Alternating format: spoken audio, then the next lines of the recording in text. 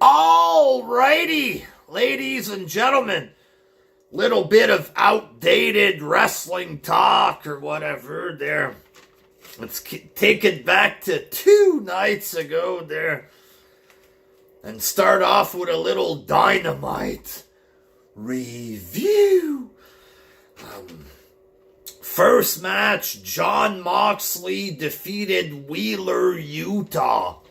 It was supposed to be Moxley against Brian Kendrick or whatever. Why would they bring this guy in? Like, this shows how desperate they are. They're gonna bring anybody in that WWE lets go. And it turns out that he's a big conspiracy theorist there. Him and his buddy Paul London. 2 weirdos, 2 conspiracy theorists. They write lots of weird stuff in the past. Weird interviews. And apparently some of this stuff came up there. That he's a Holocaust denier. Different things like this there. Just your average conspiracy lunatic or whatever there. And he got released, I guess, or pulled before he starts or whatever. So he was replaced by megastar Wheeler Yuta, who was accompanied by Orange Cassidy and indie favorite Danhausen. And this Danhausen was doing goofy stuff or whatever, distracting Moxley, so the match went way longer than it should have. There was an attempt to make Wheeler Yuta look strong a little, and why, I don't know. Wheeler Yuta looks like a fucking geek, a fucking nerd, you know what I mean? And he has no business even being in the ring with Moxley. That's what I think there, but Moxley won the match finally after like 15 minutes or whatever there. It's okay there, I guess. It wasn't a terrible match, but this Wheeler Yuta looks like a fucking goof again. And for me, it's hard to get interested in a match with guys that look like little buffoon, you know what I mean? And then Brian came out there, Brian Danielson or whatever. Daniel Bryan came out there and he wants to form a stable with Moxley. He's been staring at him for 3 weeks there. Some kind of staring storyline or whatever. And now he wants to form a stable, right? And during his promo, he pretty much buried everybody in AEW, right? The champ, the world champ, is a millennial cowboy. So, again, they're making their world champ look like a clown, and he does look like a clown, you know? He said one half of the tag team champs is a guy dressed up like a dinosaur, and the TNT champ is a vlogger or whatever, like. And it's true there, it's all nerdy shit. He says the crowd, they don't like me, but they know I'm saying the truth. Yeah, we support all this garbage, yeah. You know, it's because of these goofy fans that they have a millennial cowboy as the champ. Like, why is he champ for real? Like, and then Brian says he wants to be together with Moxley. Maybe they want to have sex together. I don't know. He wants to be with him in the group, and he wants to bring in Wheeler Yuta and Lee Moriarty, that goof with a mask that comes out dancing or whatever the fuck it is that he does there. Somebody else that he mentioned, and he wants to form this yet another fucking stable there. And, you know, so Well, apparently Moxley has time to think about it. Like, why the fuck do you need another stable? Like, can't Moxley just wrestle by himself, Bryan by himself? You know. So another possible stable yet again there. Then it was Brandy Rhodes, Dan Lambert having a promo. It's pretty much becoming same old shit. Like, I'm not a fan of Brandy Rhodes, but y'all have done this for a month straight. You know what I mean? Lambert bashing Brandy Rhodes or whatever. And every time she tried to talk, the fans would fuck up her promo, basically. The fans hijacked the segment and pretty much destroyed it or whatever. And then Paige Van Zandt came out first. Brandy gave him a very fake looking slap or whatever. Oh, I want to beat the shit out of you, but I got somebody else that can do it. And then it's Paige Van Zandt that comes out. There's a pull apart, just a completely fucking destroyed segment. Thanks to the fans or whatever. I'm sure they think they're cool by bashing Brandy. But at the same time, you're destroying the show that you love or whatever. The show that you're hijacking there. I mean, Tony Khan, I'm sure he must enjoy that his own fans are ruining the segments and stuff like this, you know.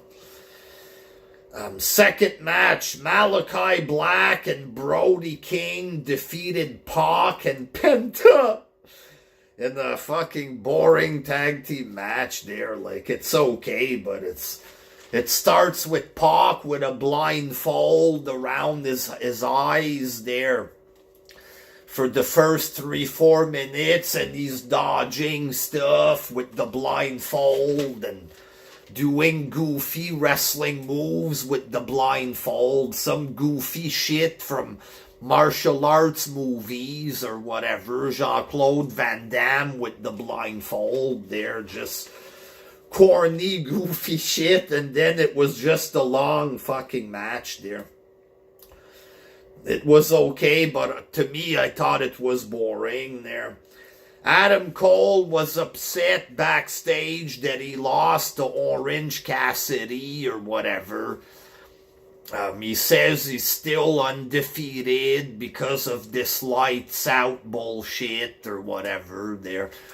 Which was a shit match in my opinion there, but...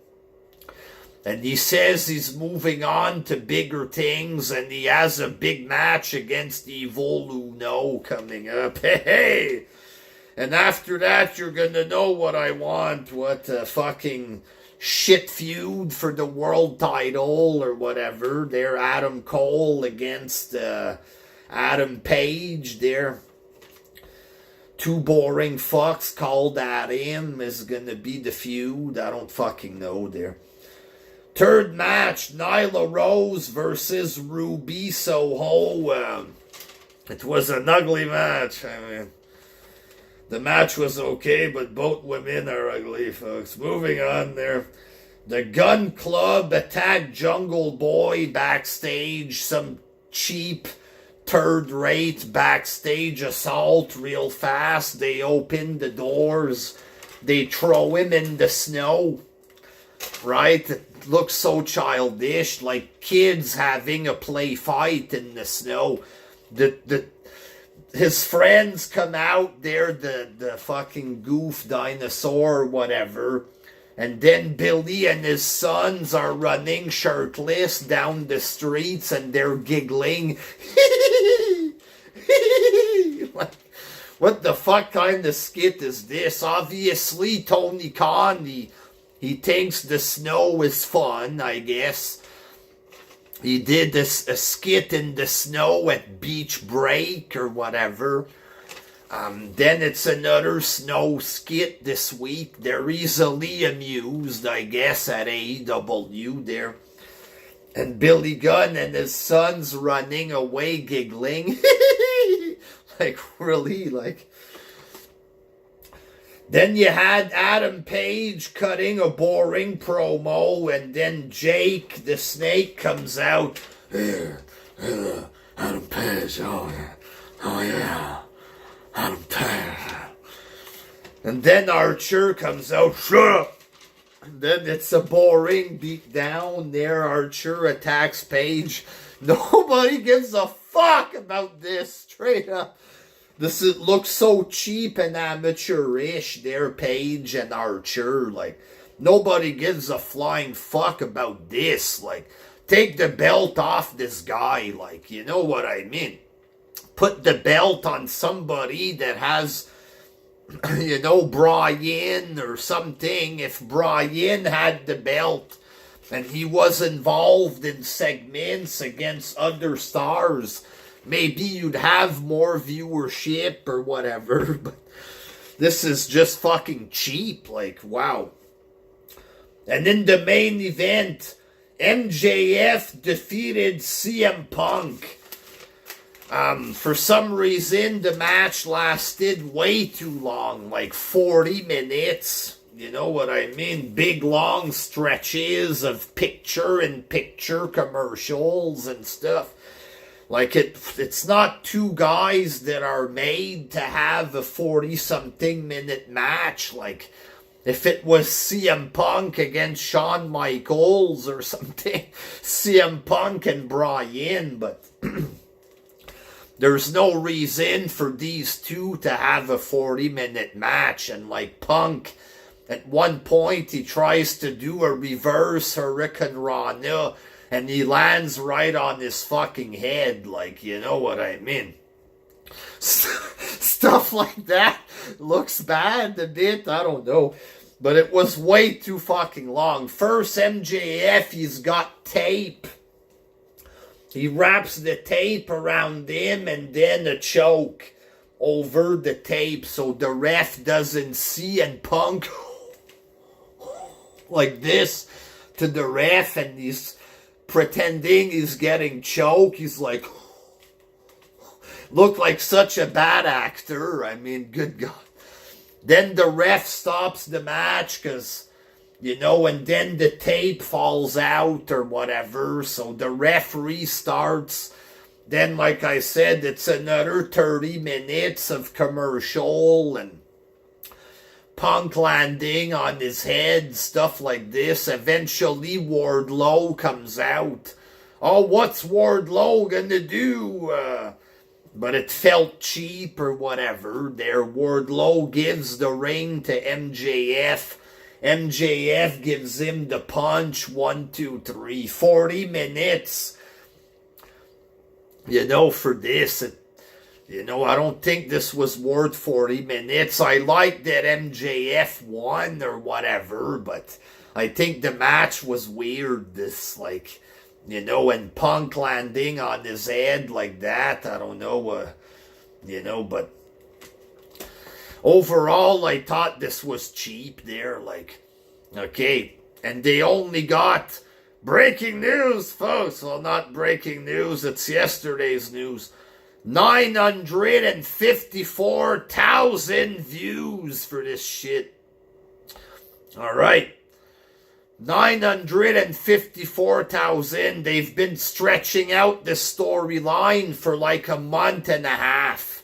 Right? It was hot the first week, and then it wasn't. And then you had Sean Spears involved and all of this weird shit there. It went on way too long. And you don't even get 1 million for it. Big fail, you know what I mean? Big fail.